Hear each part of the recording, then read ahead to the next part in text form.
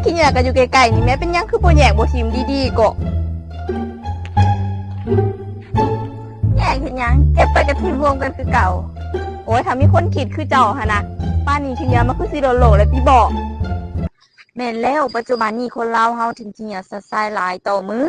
อีหลีบ่แม่นโอ๊ยไปเถอะอ๋อกระเป๋างามแท้ตัวใดมาได้ไซส์ก็ขอยเฮ็ดเอามาจากกล่องนุ่มที่ขอยแยกคู่มือเอามาเฮ็ดเป็นกระเป๋างามๆแบบนี้ได้ล่ะเอาเวลาไหนไปแยกก็พวกเฮาสามารถซอยกันแยกขี้เหงื่อในทุกมื้อเป็นประจำเพียงแค่พวกเฮาหยุดทิมขี้เหงื่อสะสายแยกให้ถูกวิธีแล้วก็จับนำมาใส่เพื่อเกิดคุณประโยชน์อยากจะเชิญชวนทุกคนมาซอยกันรักษาความสะอาดโดยการบ่ทิมขี้เหงื่อสะสายแล้วก็ซอยกันแยกขี้เหงื่อถูกวิธีเนาะมันจะสะดวกต่อการนำมารีไซเคิลขึ้นใหม่ได้เพื่อให้เป็นอุปกรณ์หรือว่า